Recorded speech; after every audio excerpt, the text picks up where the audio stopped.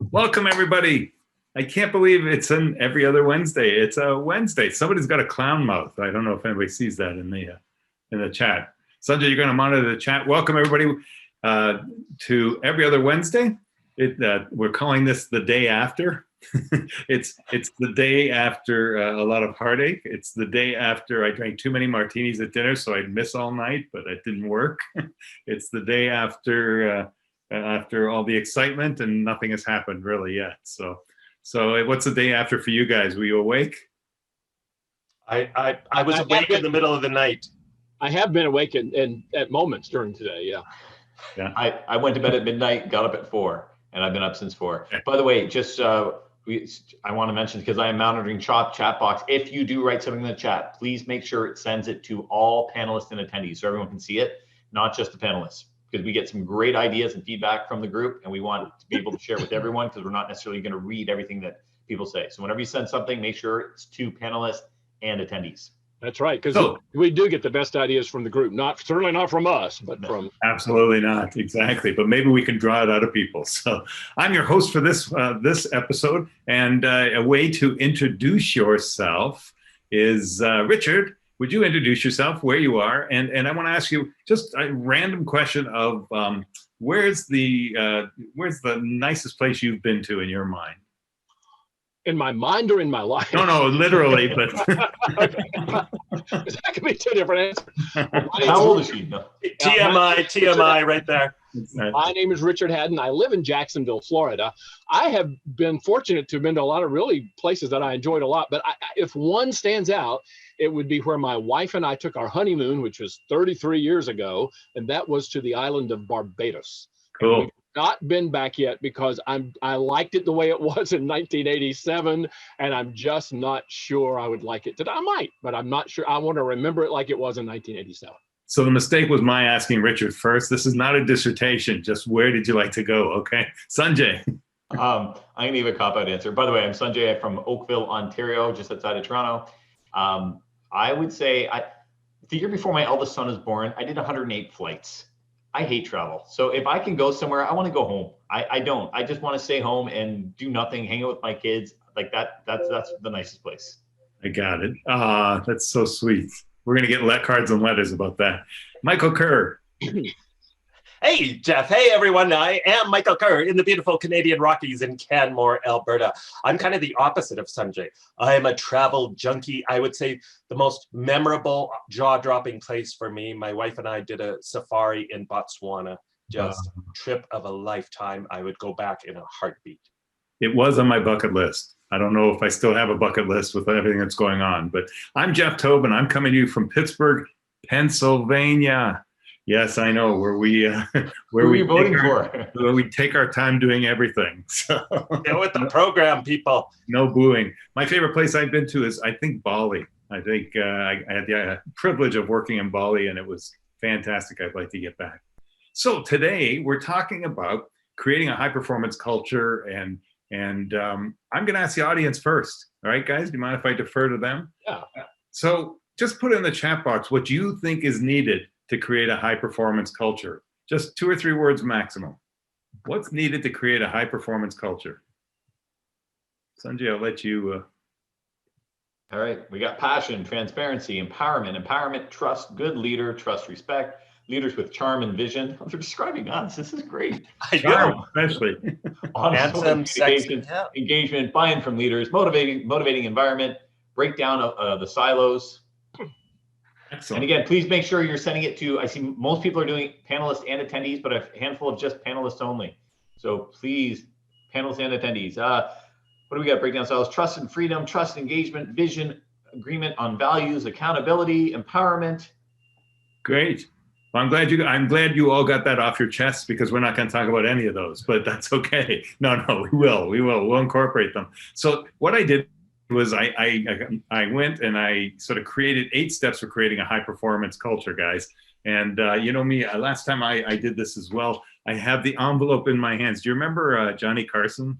Karnak. What was that called? Karnak, the magnificent. Karnak, of course. Yeah. Karnak. You got a little before my time. Johnny who? What? Yeah, I know. You're too young. You're too young to even know who that is. So what I'm going to do is I'm going to pick one of the steps out of the envelope. And I'm going to ask you, I'm going to pick on one of you. Michael, I'm going to pick on you first.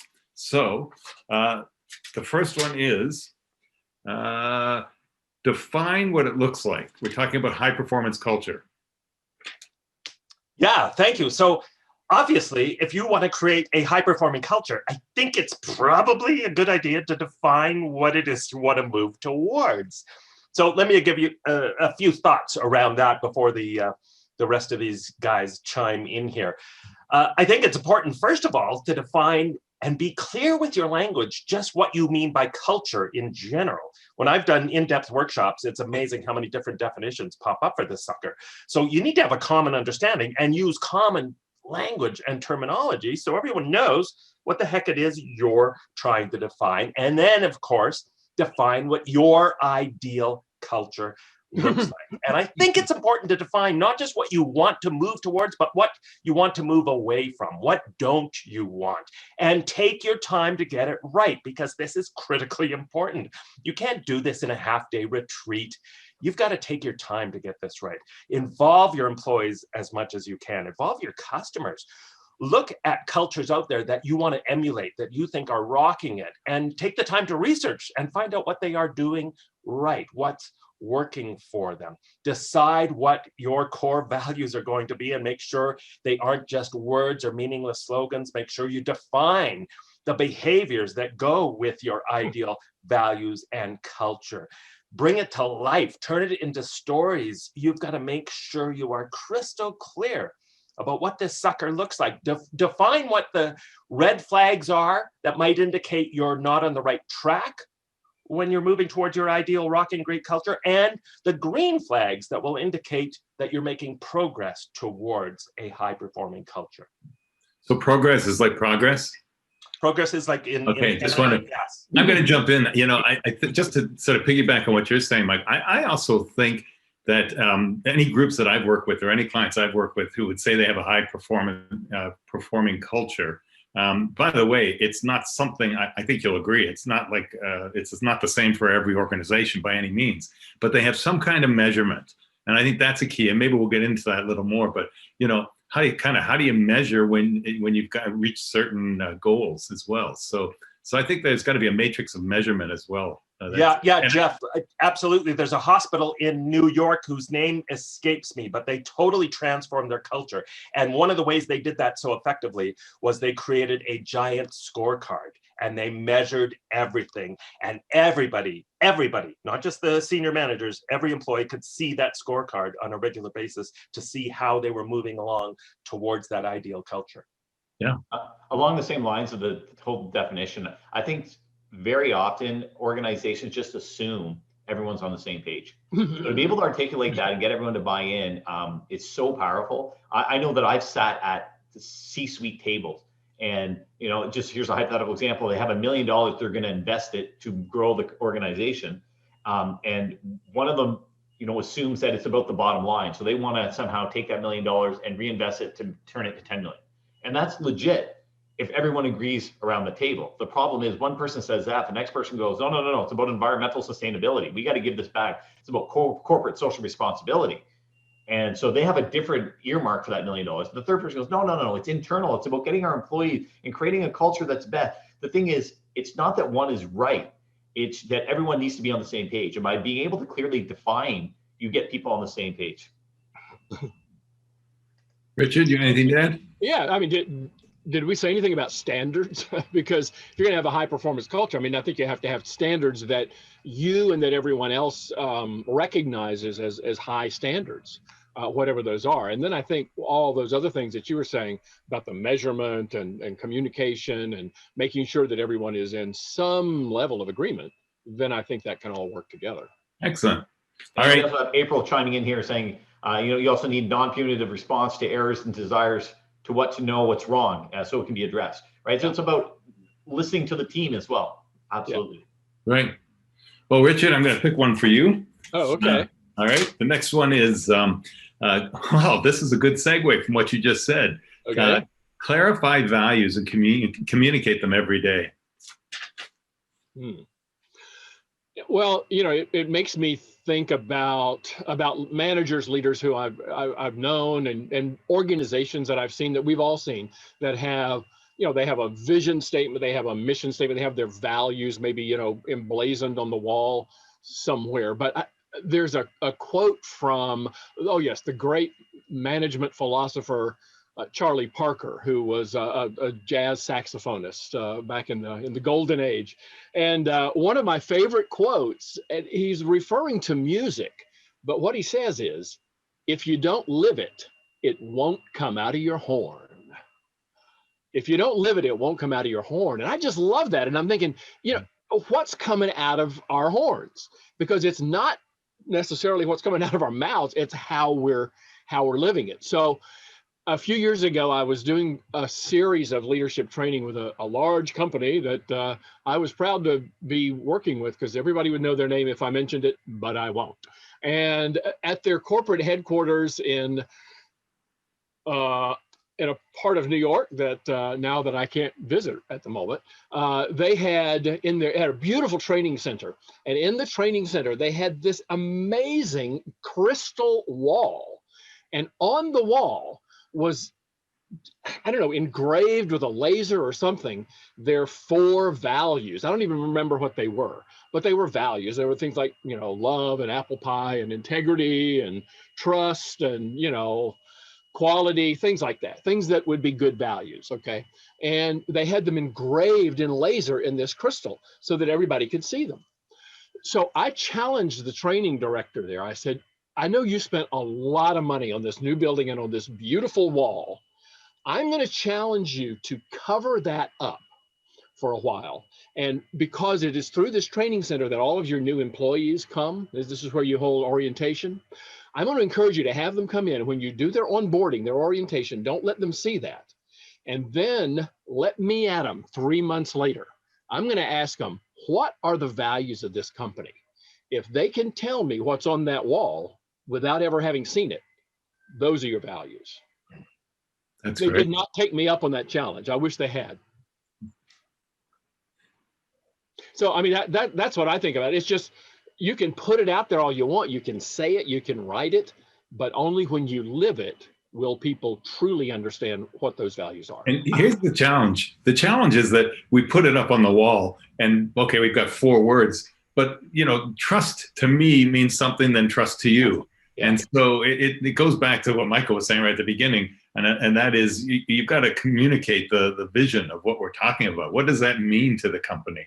Just having 4 walls on the wall, 4 words on the wall doesn't matter. I mean, trust is a great example. And I think also the word integrity, who doesn't have that as a value, integrity, But if you're going to have integrity, then show me what happens when you're faced with a tough decision, that it would be a lot more profitable in the short run to do something that was not with integrity.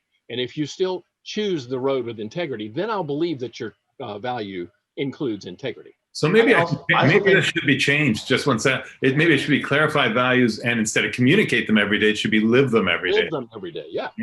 Sanjay. Well, I think though it's a chicken and egg problem, right? So I think you do need to throw them on the wall, but at the same time, you need to take them off the wall. My client, but I just wanted to make the point. Yeah, have them up there where people where it can remain top of mind. Yeah, but it's not only about top of mind. I agree that the true anchored values within an organization are the ones you don't have to talk about. You just ask people and they know it. But I think in order to get there, you kind of sometimes need to articulate them, throw them on the wall and remind people and put the logo or the slogan on the letterhead. So I think you kind of need both. But the goal is to eventually get to the point where you say to someone, you've been here a month, what are our values? And they can spew those out, not because they're reciting them, because they've seen them and they watched someone walk by and pick up a piece of garbage in the lunchroom because that's just what they do. Yeah, so it could be what my son would call being off book. My son is an actor, and when he's getting ready for a show, he's always they're using the book, and then he'll say at some point, okay, we're ready to go off book. It'd be great to know when people are ready to go off book on those values. Yeah, the phrase I use a lot is you need to translate your values. You need to be an interpreter of your values and define what they need in specific language and turn them into stories. So what does that word, that phrase mean in terms of everyone's attitude and behaviors day in and day out, and bring it to life? I have a client where they do their onboarding training. They spend, I kid you not, a day with new employees on their values, where they role play, where they bring their values to life with specific case studies, stories from customer service, examples. What do you do when a customer comes up and has this situation, and relate it to our values, please. And in addition to translating them, you guys have talked about, of course, you got to model them. Actions speak louder than words, and talk is cheap. But I think the big area that most companies fall down on is they don't hold their employees or themselves accountable. We have to remember they aren't slogans. These have to be treated like lines in the sand, which means you are going to make really brutally tough decisions from time to time if your values mean anything. And if you're never making tough decisions, those big gulp decisions, then I would challenge you that perhaps you're not really living your values out loud. Right. Or your values are not stretching you to grow. Yeah. And Sunjay, you're next, but I'm just wondering if Yoda has something to do with your values. Is that? Absolutely. The wise, it's not Yoda. It's actually a really old Einstein. Oh, I see. Okay. Turned a little green. All right. The next one, the next step to creating a high performance team is reinforce positive behavior. Okay. Yeah. I mean, that's, I wholeheartedly agree. I think part of that, though, is reinforce positive behavior and also dissuade negative behavior, right? Put very simply, it's all carrot and stick stuff. And we know that, the behaviors that get measured get improved. And the more we can entice people to do certain behaviors or not do other behaviors, the more likely we are to do it. In fact, that very concept is the core of what I do. I have a brand, something I use called the 10-80-10 principle, which is all about focusing on strengths. And so the way I try to explain it is this, is I say any group has a top 10, a bottom 10, and a majority 80. Top 10 has to be there. Top 10 wants to be there. They choose to be there. Bottom 10 has to be there. Majority 80 follows whichever group is more empowered. So classic examples I like to give when illustrating this, as I say that, have you ever gone to a musical or a play of some sort and end up giving a standing ovation to a performance that doesn't deserve a standing ovation? And everyone always says, yes, of course. And so this is 10-80-10 at work. What happened was you are a majority 80 sitting in the audience, whatever, going with the flow. You happen to be sitting next to the mother of the lead role. The performance finishes. She's what we call an empowered top tenor. She stands up and, oh, my baby, my baby, my baby, freaking out. And more out of courtesy and social convention, you stand up, not wanting to be rude, and you're clapping along. So this is an example of the top 10 was empowered and the majority 80 followed. Flip side's been true too. We've all been in a presentation that is so brutally bad that you will not get that hour of your life back. It's excruciating, it's boring, it's not entertaining, it's just painful. And everyone is either engaged in a side conversation or they're pulled out their phone. And what do? You pull out your phone. It's an example of the bottom 10 getting empowered and the majority 80 once again following. So this is the exact same thing within an organization. If there is a behavior you want to be repeated, if you give it attention, you give it rewards, other people are likely to do that. I believe it was Ken Blanchard who was credited with saying, he goes, catch your employees doing something right. So what we do is if we see the behaviors that we want, no matter how big or small they are, we want to reward that. And at the same time, we want to dissuade the other ones, the ones that we don't want them doing. So yeah, absolutely. We see the path and we see the behaviors that we want. The more we can reward those, the more other people are going to be like, hey, I want a t-shirt. I want a coffee. I want to be recognized. I want this privilege so I can behave that way accordingly as well. And then what you do is you get a critical mass. We get your top 10, you get the people already doing the behaviors, you reward those, the majority 80 follows them. Then we hit some critical mass and the bottom 10 does one of two things. The bottom 10 either goes, wait for me, and they run after the group going, I want to play, I want to give a standing ovation. Or they go, what the heck? I don't want to be part of this cult. I'm out of here. And they leave and you get your natural attrition. So identify the behaviors, going back to the whole thing about what is the desired result? What is it you're trying to achieve? Know what those are, empower those, reward those, you'll get more of it. And at the same time, the language I always say is like, you want to neutralize the bottom 10 or neutralize the behaviors that don't have a fit in the organization.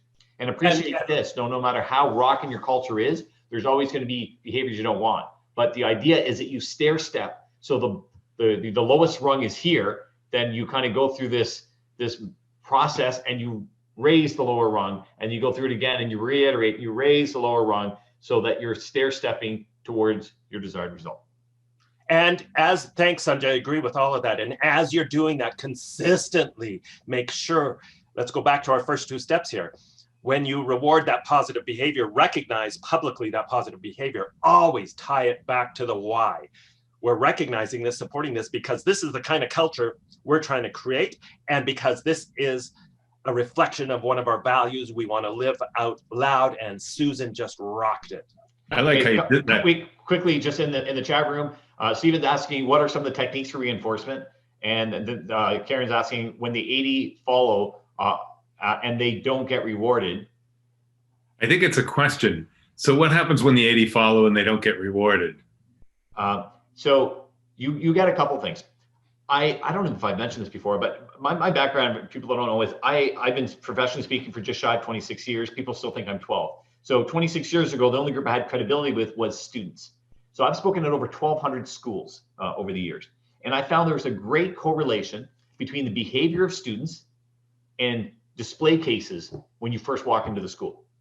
So if there were schools with no display cases, or a trophy from 1965 that hasn't been updated and the shelf is broken, I found the behavior of the students to be more poor, more side conversation, more distraction, couldn't be quiet.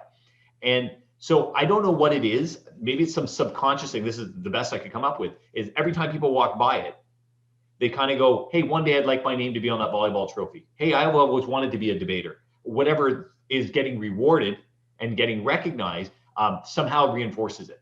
So just because they don't get rewarded in the same way that the top 10 first person got rewarded doesn't mean they won't contribute because they've seen it. I mean, as speakers, I think we've all done this at some point where you have a prize, first person who gets a question gets the t-shirt. And then all of a sudden, a bunch of other people put up their hand wanting to get a t-shirt. Even if they don't get a t-shirt, they're still kind of probing, going, well, you got a keychain, you got a pencil, what do you got for me? And so even though they don't necessarily get the same reward, they appreciate that by participating, there is incentive. And often just that participation begets more participation. So it moves us towards that culture. We're going to keep going. And I know Stephen asked techniques of reinforcement. Stephen Rayfield, maybe you can put in the chat box what you're referring to. It's specifically reinforcement of the 10-80-10 principle. I'm not quite, do you guys understand? I would just answer, how do you reinforce behaviorally reinforce things with people? And I think the first and obvious and easy answer is, well, you give them something that is a reward. But I think what we also have to do is find out what is a reward for that person. Because, for instance, Sunjay, you just outed yourself that you don't like to travel. And so if you're on a sales team and you're just knocking it off the charts with your sales, and I give you a trip as your reward, that's not really great. Now for Mike and me, maybe Jeff too, then that'd be a great reward. But yeah, find out what it is that floats their boat. What do they value? What do they really? And some people, you don't have to give me anything except just public adulation, so, and some people like that a lot. I happen to be one of them. Some people don't. So that can be one really easy way of doing it. There's another quote I love from another fabulous management leadership philosopher, Napoleon Bonaparte, who said, "A man will fight long and hard for a bit of colored ribbon." And I think what that says to me is we'll go all over the place, do great performance, and the reward doesn't have to be something of great monetary value. So find out what it is that is of great value, monetarily or otherwise, to the person you're trying to reinforce the behavior for, and provide, regular doses of that.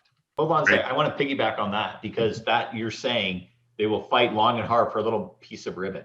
And the reason is because internally within that organization, that country, that army, they created a culture that values that little piece of ribbon, which kind of goes back to, how do you define it? Because if we can create a culture that says, hey, if you help your employees, this is the reward. Hey, if you can open up the lines of communication, hey, if you're willing to try things and fail, but still move the organization forward, this is, these are the values we want. This is what we're recognizing This is what we're rewarding. So I wholeheartedly agree with that. Like that's exactly what we do. Because if you think about it, money is the same thing. Admiration or public reward or public pats on the back, whatever it is, it's all the same thing. Is because we created a system that values it. Okay. If all of a sudden we value dandelions, we could do the same thing. All right, I'm going to put an end to this one. Sorry, but good answers. And Richard, we think you're friggin' amazing. So thank you. By the way, Frederick just put a. We got a whole bunch of stuff going on in the chat box here. Especially Mike Kerr. We don't have time to read it, but everybody can look at it later. It'll be on the thing when you get the recording. Right. Tomorrow, it'll be on that. I'm going to take a turn here. So the next step is, get the right people on the team. Oh, okay. You haven't done well in this little group here. No, you're right. Well, you preach. Sometimes you have no choice, right? But if you're a boss, and I have a good friend who talks about boss better. And, I think a boss should be prepared to coach his or her employees up or coach them out. If you've defined kind of the values, if we're back to values and behaviors and people aren't following them, you have to hold them accountable. So if they're not the right person, someone once said, fire them quickly. If you can't get them to where they need to be in the organization, help them find their next step somewhere. So I often get asked by my clients, how do I know if I have the right people on our team?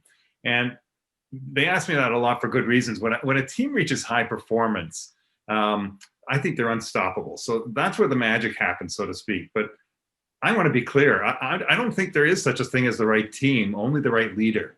And yeah, you hire for values, you hire for fit. But you know what? And this comes from a book called Extreme Ownership. I don't know if any of you guys have read it. The authors' last names are Willink and Babin. Anyway, they discuss an experiment that was made with 2 military teams where they swapped the winning team's leader with the losing team's leader. And the results were mind-blowing. The consistently losing team suddenly, under new leadership, began winning. I mean, how does that happen? The difference was the winning team leader took ownership of everything that happened versus blame the team for the circumstances. And the team composition had little to do with the outcomes, but rather everything to do with effective leadership. So you see that all the time in sports. On the team is only the first step. I was going to say, you see that all the time in sports, right? If a team is struggling, they fire the coach. New coach comes in, all of a sudden they go on a 13-game winning streak. Right. Not necessarily with the Jacksonville Jaguars. They fire the coach and they keep the same losing streak, fire the next coach, same losing streak. Go Steelers. But yeah, it works the other way too, Sunjay. You get a player who gets traded because they're just not performing. And all of a sudden they get to another team and they're like the number one star. So that's all about leadership. Yeah, conversely though, Jeff, I still think it's critical to get your hiring right, to get the right people. Absolutely. Right? Because the best leader in the world just can't perform miracles if you've got the wrong team in place. If there's a match. That's right. And we're talking about culture here. Yeah. So let's recognize too that what great organizations more and more are doing are saying, hey, we don't care how smart you are, how brilliant you are in your field. If you're a jerk, you don't belong here. You're not going to fit in here, and you're welcome to work somewhere else. By the way, just to be a little controversial, just to be a little controversial, that even the jerks who are brilliant, there are organizations and cultures where that's what they want. They don't care about the interpersonal warm fuzzies. We don't want to sing Kumbaya on the hallways. Do your work and shut up. And you only have a conflict when you put one of those people into a happy-go-lucky workplace. That's called government, isn't it? Yeah.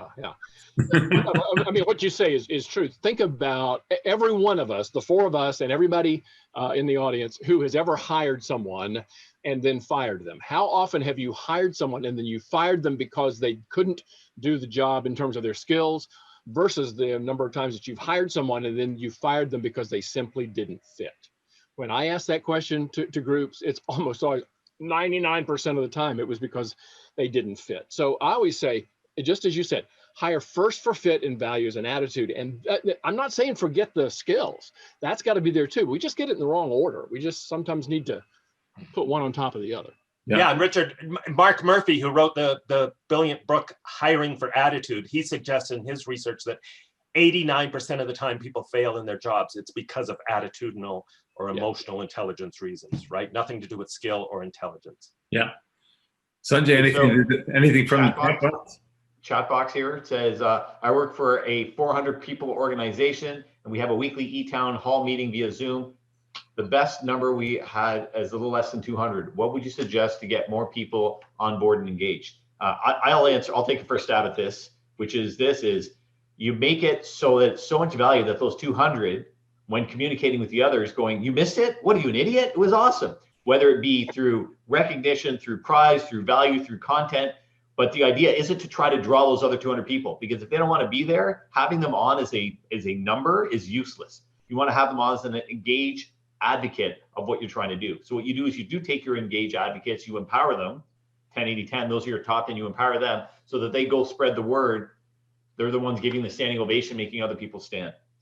Anyone else thoughts on that? The other thing you can do is I've got a client who about the same size and insurance company I shared with you guys before. But the bottom line is when they have a meeting, sometimes they have guests drop in, and truly they are none of us guys. I'm sorry, but truly world thought leaders. You know that everybody knows their book, or they just had. I was just working with them, and they just had Greg Brady, literally the guy who plays Greg Brady, drop in on the meeting. Like they never know who's going to drop in. Barry Williams is a thought leader. Yeah, I was going there too. Barry Williams, that's who it was, Barry Williams. And yeah, but that's the kind of thing that it makes it fun.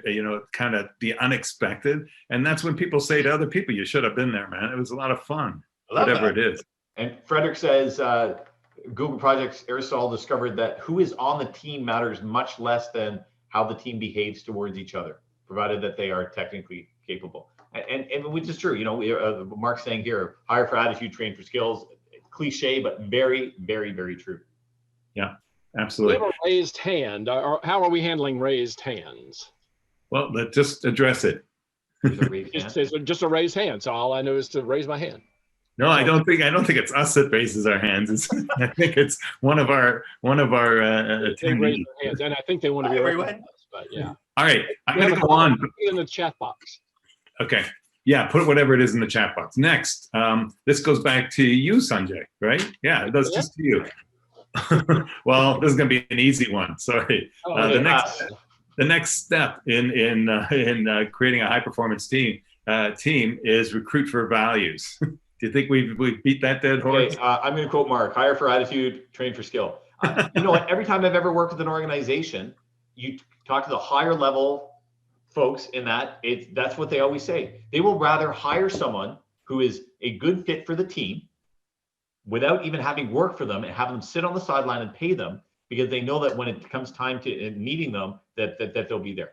I had a friend that used to do recruitment for PwC, and he used to tell me that when they would get down to two candidates that were very similar, and I think I've said this before on an EOW in the past, but they said when we get down to two candidates who are really similar, and assuming all things equal, the way I would decide which one to bring on is I would go, who can I see myself playing volleyball with on Thursday?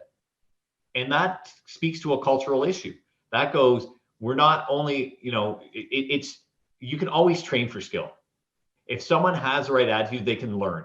But if you hire a highly competent jerk, you're gonna be doing this for the rest of their career. There's a danger in that, Sanjay, though, and I talk about this in this brilliant book, Hire, Inspire, and Fuel Their Fire. Shameless plug. There's a danger in that. If I hire, and lots of people talk about that, but here's the danger. If I just start hiring people who I want to play volleyball with, there's a good chance I'm going to hire people who are like me, because I'm awesome. And agreed, 100% agreed. Of me. So, but he's using one of the things I challenge and talk about is, rather than hiring for culture fit necessarily, hire for culture growth. The direction you want to move your culture towards, that high performing culture, step number one we talked about, who are the people that are going to help you get there? And they aren't necessarily going to be like everyone you have on your existing team. You still want them to be likable, and you don't want them to be jerks for sure, but make sure they're contributing to your culture in the direction you want to move it towards. Wholeheartedly agree. You have your zone of comfort, and that's what happens. Often entrepreneurs do this. They go, hey, we're expanding the team. We'll bring on Joe. Joe's just like me. We'll get along famously. But beyond your zone of comfort is your panic zone. And people think that if you're not in your zone of comfort, you're in your panic zone. The reality is in between there's something called the growth zone. And the growth zone is I'm slightly uncomfortable, and that's where your growth comes from. So yes, you want to look to stretch. And by the way, with regards to my buddy at PwC, he was saying that he wasn't hiring for volleyball. He was saying when all things are equal, I want someone who's going to fit on the team in the current culture. But to your point, I think is very well taken. It's not only the current culture, but let's be aspirational. How do we recruit for future culture? Also, to Michael's point, I got to tell you, when I first started my advertising business 1,000 years ago, there were 7 of us. We were exactly the same. We had so much fun. We didn't make a penny, but we had so much fun. Right? And I think that's the point too, right? I still have to, you can't make it sound like I'm just going to hire for attitude, because I still have to have the skills that I need. If I need a bookkeeper, I got to find somebody who knows bookkeeping. Yes, I could teach them. I don't want to. I want them to have the skills and have the attitude. Okay, right? Hold on a second. Let me put you guys on the spot then. On the continuum, one is attitude, one is skill. If you could only hire 100% attitude, 0% skill, or 0% attitude, 100% skill, who do you hire? Attitude. Okay.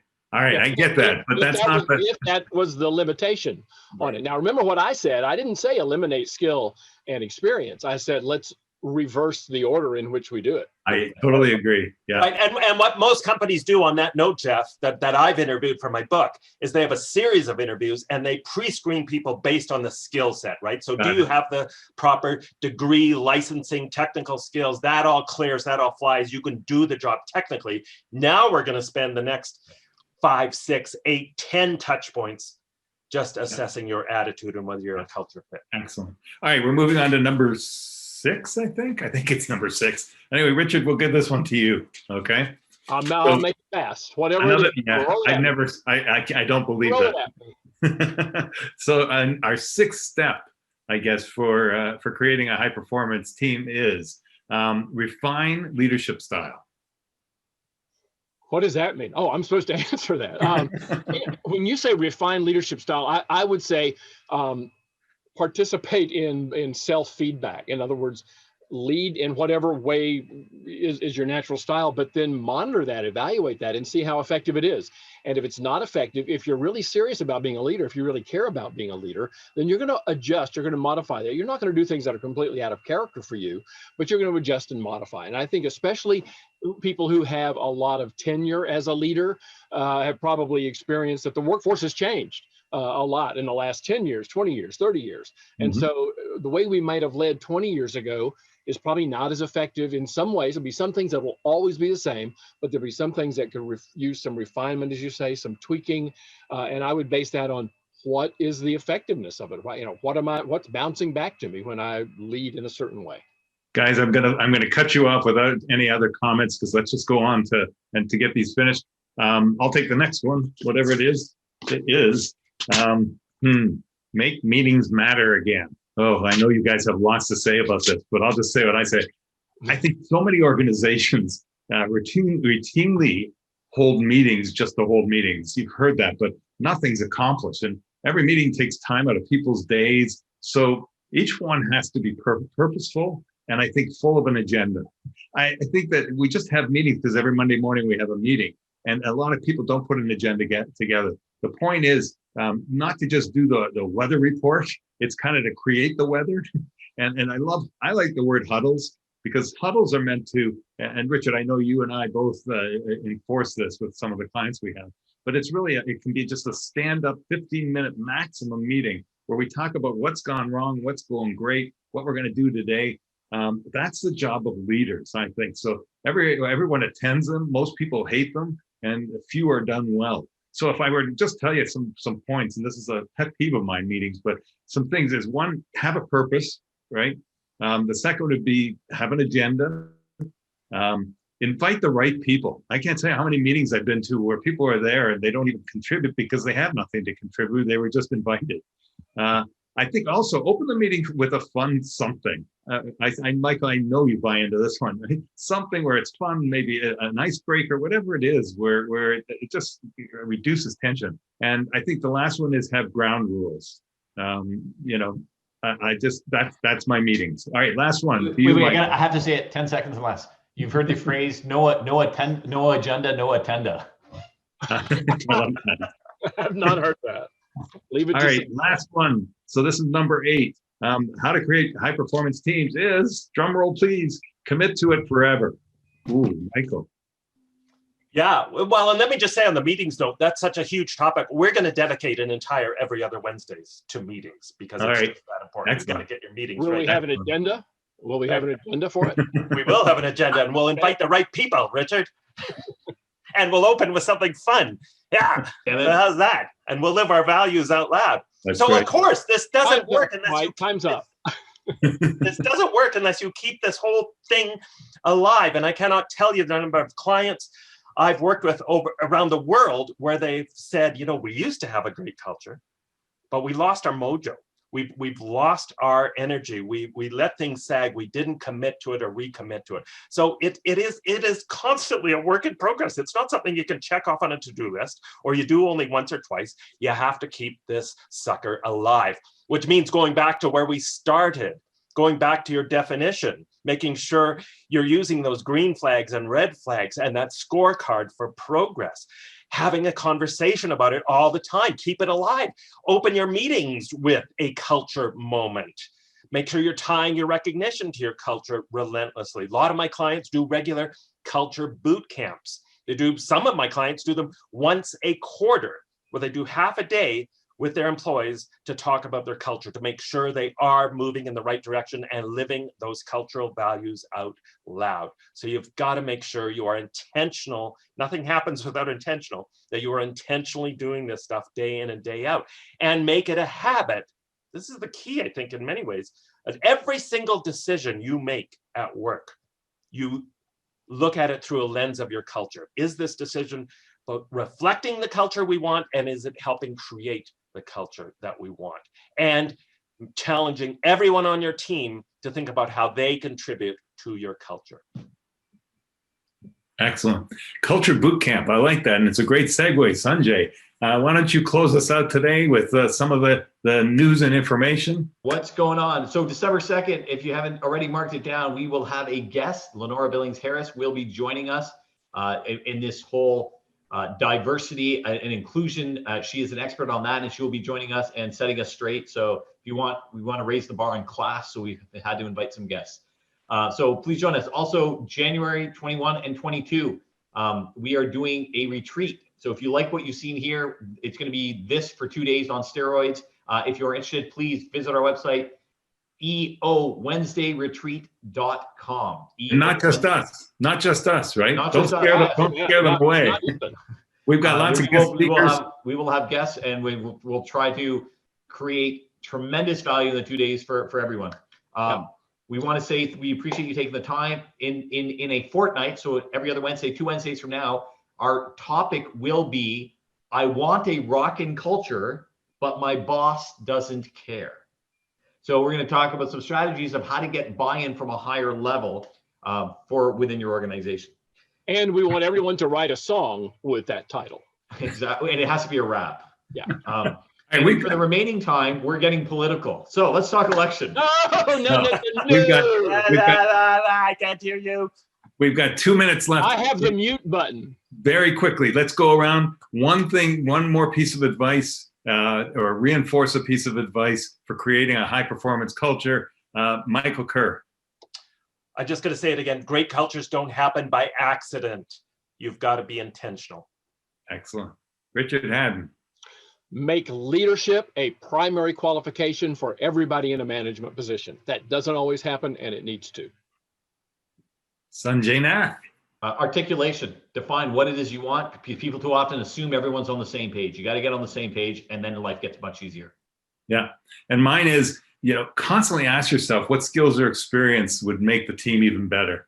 And that could even be professional development and bringing in amazing speakers. Oh, did I say that out loud? Guys, help me out here. So anyway, Thank you so much for being here today. Every other Wednesday. We'll see you. We'll see you in 2 weeks, guys. Hang in there for Pennsylvania. Yeah. We're doing what we can do. Okay. Thanks Thanks all. See you every other Hey, Al, stay Wednesday. safe. Bye. Cheers.